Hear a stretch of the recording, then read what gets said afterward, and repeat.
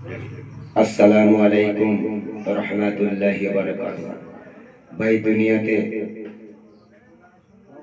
আল্লাহ সুবহানাহু ওয়া তাআলা মানুষকে রেখেছে একমাত্র দিনের জন্য।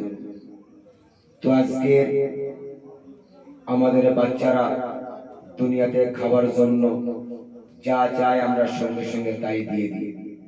কিন্তু এমন একটা জামানা ছিল যে জামানায় কোনো খাবার ছিল না। হযরতে হাসান আর হোসেন রাদিয়াল্লাহু তাআলা আনহু, মা ফাতেমা, দুটো ছেলে কলিজার টুকরা হাসান আর হোসেন মায়ের কাছে খাওয়ার জন্য বারবার মায়ের আঁচল ধরে বারবার টানা হেঁচড়া করছে। কিন্তু ঘরে কোনো খানা ছিল না, ঘরে কোনো চাল ছিল না, ঘরে কোনো সুন্দর খাবার ছিল না। তো মা ফাতেমা কি খেতে দেবে কচি কচি বাচ্চাদের? তো বারবার আঁচল ধরে টানার কারণে মা ফাতেমা রেগে গিয়ে হাসান আর হোসেনকে দুজনে থাপ্পড় মেরেছে। তো সকালবেলা বাইরে চলে গেছে, কোথায় চলে গেছে কোনো খবর নেই।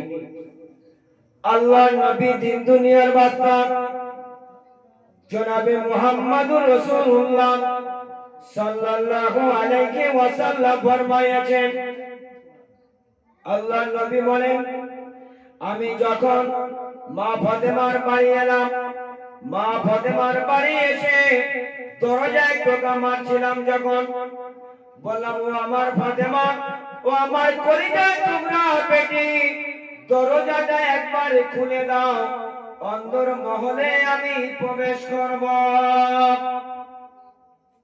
ভিতর থেকে আওয়াজ আসছে, আব্বা, এমন একটা পোশাক পরে আছে আপনার মেয়ে, যে মেয়ে হয়ে বাপের সামনে যেতে পারবে না। আল্লাহ নবী কি করলেন আমার ভাইরা? আল্লাহর নবী দিন দুনিয়ার বাদশা জনাবে মুহাম্মদুর রাসূলুল্লাহ সাল্লাল্লাহু আলাইহি ওয়াসাল্লাম মাথার পাগড়িটা খুলে অন্তর মহলে দিয়ে দিলেন। বলেন, ও আমার মা, ও আমার কলিজার টুকরা বেটি, মাথার পাগড়িটা পরে তুমি একবার দরজাটা খুলে দাও, আমি অন্তর মহলে প্রবেশ করব। আল্লাহ নবী পাগড়িটা খুলে দিলেন। মা ফাতেমা পাগড়িটা পরে দরজাটা খুলে দিল। আল্লাহ নবী দিন দুনিয়ার বাদশা বাড়ির ভিতরে প্রবেশ করে চতুর্দিকে চেয়ে চেয়ে দেখছে। এদিকে একবার দেখে, ওদিকে একবার দেখে, চতুর্দিকে বাড়ির ভিতরে খুঁজে খুঁজে দেখছে। মা ফাতেমা বলছে, ও আমার আব্বা জান, ও আমার কলিজার টুকরা আব্বা গো, আপনি এদিক ওদিক কেন দেখছেন? বলছে, ও আমার মা, ও আমার কলিজার টুকরা মা, আমার প্রাণের হাসান, আমার প্রাণের হোসেন কলিজার টুকরা, এরা দুজনে কোথায় গিয়েছে?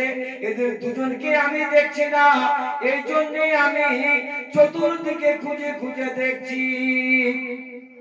মা ফাতেমা ডুগরে কেঁদুরে বলছেন, আব্বা জান, ও আমার আব্বা জান, ও আমার কলিজার টুকরা আব্বা জান, হাসান আর হোসেন দুজনে খাওয়ার জন্য আজ আমার আঁচল ধরে বারবার ঘোরাফেরা করছিল। আব্বা গো, কোনো খাবার ছিল না ঘরে, বাড়িতে কয়েকদিন যাবত আমার ঘরে কোনো খানা ছিল না আব্বা।